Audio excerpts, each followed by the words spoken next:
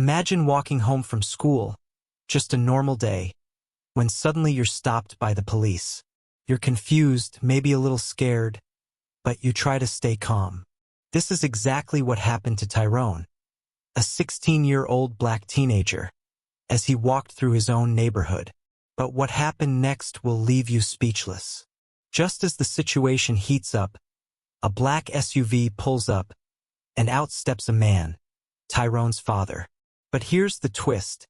His father isn't just any parent. He's the police chief. In this powerful story, we explore the intersection of race, authority, and family dynamics in a moment that changes everything. It's late afternoon in a quiet suburban neighborhood. The sun is beginning to dip below the horizon, casting a golden glow over the rows of neatly trimmed lawns and well-maintained houses. The air is cool, a refreshing break after a long day. Most of the streets are calm, with just a few people out for a walk or arriving home from work. For Tyrone, a 16-year-old black teenager, the day is almost over. His school bag hangs loosely over his shoulder, and his hoodie is pulled up against the evening chill. He walks with a slight bounce in his step, the kind of energy that only a teenager has after a long day at school, knowing that his house is just around the corner. He's tired but ready to get home. With his headphones on, Tyrone listens to his favorite playlist, lost in the music. The rhythm flows through him, a comforting escape from the mundane. He's used to the route, he's walked it 100 times. But today something feels off. The sound of a car engine interrupts his thoughts. He looks up to see a squad car pulling alongside him, slowly. Tyrone feels a sudden knot in his stomach, unsure of what to expect. His first instinct is to ignore it, keep walking. But then the squad car comes to a stop. A middle-aged white officer steps out, his uniform neat, but his expression is stern. Officer James is the type of cop who patrols these streets regularly. He's seen it all, or at least he thinks he has. His eyes narrow as he takes in Tyrone's appearance. The hoodie, the headphones, is the kind of thing that makes a beat cop a little more alert. He's been trained to look for suspicious behavior, and in his mind, something about this teen doesn't sit right. He's been on the job long enough to know that suspicious often looks like this. Someone who doesn't quite belong, someone out of place. In his eyes, Tyrone's presence here in this quiet neighborhood raises questions. "Hey you," Officer James calls out as he steps toward Tyrone, his voice sharp. Tyrone pauses and pulls one headphone out, confused. "Yeah," Tyrone replies, trying to sound calm, though the tension is creeping in. He doesn't know why he's being stopped, but his gut tells him it's not for any good reason. "You walking home?" Officer James asks, as if it's a casual question. But the way he says it makes Tyrone feel like he's being interrogated, not asked a simple question. "Yeah, from school," Tyrone responds, his voice steady, though a hint of frustration edges in. He's not doing anything wrong. He just wants to go home. "Where's your ID?" Officer James asks, cutting right to the point. Tyrone's eyebrows furrow. His wallet is at home, sitting on his dresser. He wasn't expecting to be stopped by the police. "I don't have it with me," Tyrone replies, trying to stay calm. The officer mutters, glancing at his partner, who's sitting in the car, watching them both. Officer James takes a step closer, his eyes scanning Tyrone up and down.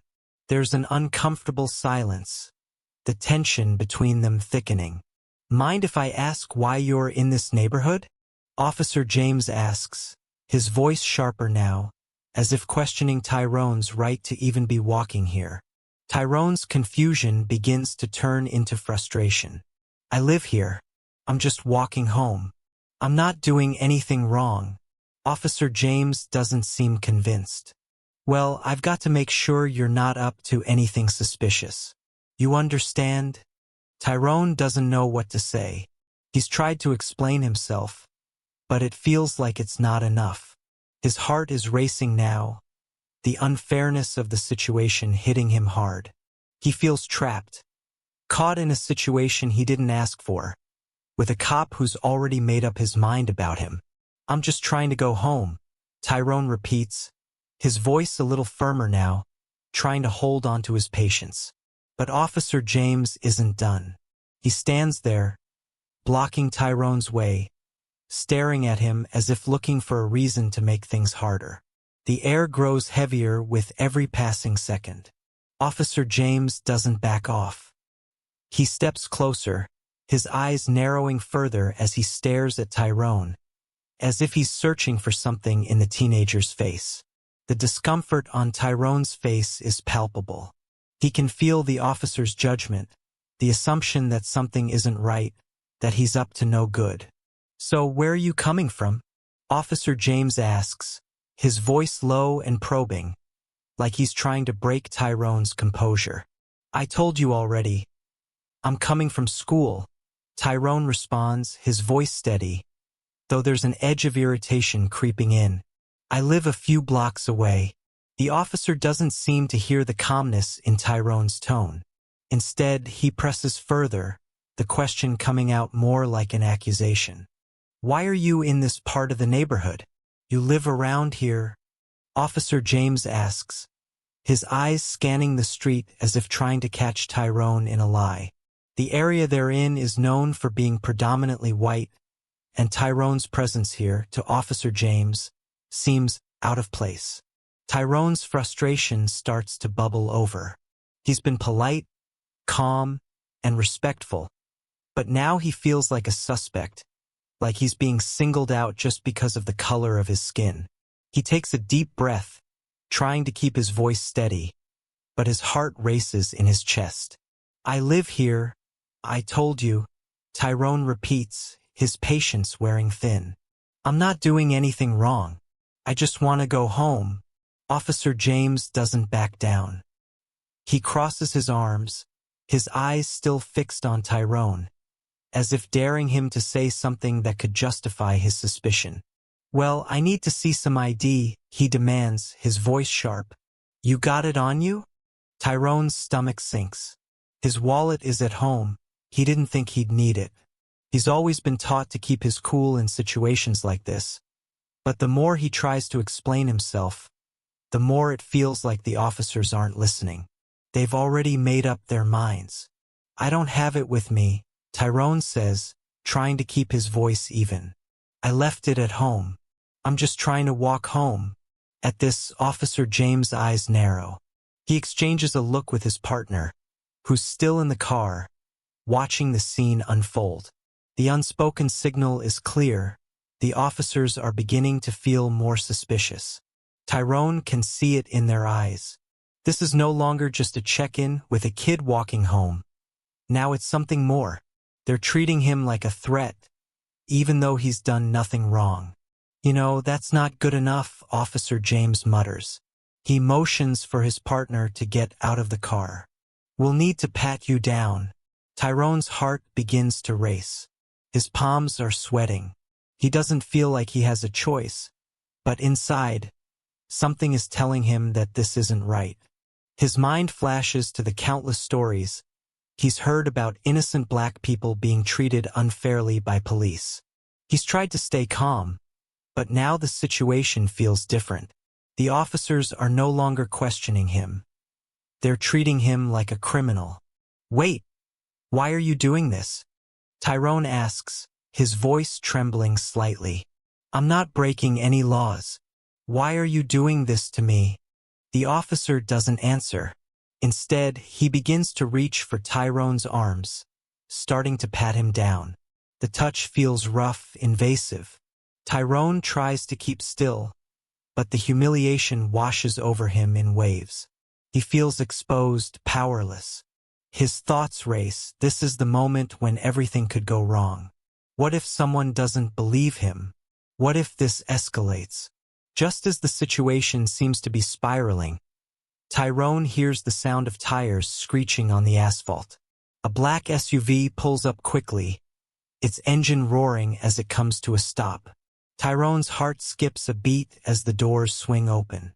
From the driver's side steps out a tall figure, a man in a sharp suit, his posture commanding and his presence undeniable. It's Marcus Johnson, the police chief, and Tyrone's father. The officers freeze, their expressions shifting from confusion to recognition. Officer James' face pales, and he steps back quickly, his eyes wide. Tyrone's heart thuds in his chest as he looks up, his mouth going dry. He can't believe his eyes. This is his father. This is Chief Johnson, the man who runs the entire police department. Tyrone's jaw drops in disbelief. His mind races. How did he get here so fast? The two officers stand still, unsure of what to say or do. They know who Marcus Johnson is, and in that moment they're caught off guard. Tyrone's frustration and confusion give way to a strange sense of relief, but also disbelief. His father, the chief of police, just saved him from a situation that never should have happened. Chief Johnson walks toward his son, his face a mixture of concern and authority. Without saying a word to the officers, he turns to Tyrone, making sure he's okay. Tyrone is still reeling from what just happened. His body is tense, his nerves on edge. His father's presence is the only thing that's keeping him from completely breaking down. "Son, are you all right?" Chief Johnson asks, his voice soft yet commanding. Tyrone nods, though he's still processing the weight of everything. He can't speak just yet, but he knows one thing. This is about to get very real for everyone involved. Chief Johnson approaches Tyrone slowly, his calm presence contrasting sharply with the tension that still lingers in the air. His gaze sweeps over his son first, checking for signs of distress. He notices Tyrone's clenched fists, the way his body is still tense from the ordeal. For a brief moment, the world seems to fall silent. Just father and son. A private exchange in the middle of a public confrontation. "Tyrone," Chief Johnson says softly, his voice full of concern. "You all right?" Tyrone takes a deep breath, trying to steady himself. The rush of emotions is overwhelming. "Yeah, Dad. I'm fine," he says, though the words feel hollow. The weight of the situation, of what just happened, still presses heavily on his chest. He looks up at his father, feeling a mix of relief and confusion. Chief Johnson nods, his eyes lingering on his son for a moment longer. Then, he turns his attention to the two officers who are still standing near the squad car, frozen in place. Officer James looks flustered, unsure of how to proceed. His earlier confidence has evaporated. The moment the chief steps onto the scene, the officers become acutely aware of their mistake. "Officers," Chief Johnson says, his voice steady and authoritative. "I need you to explain to me why my son was stopped.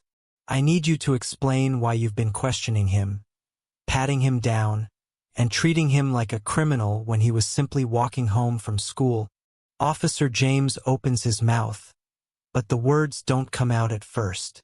He looks over at his partner for a moment, seeking some kind of reassurance, but the other officer remains silent.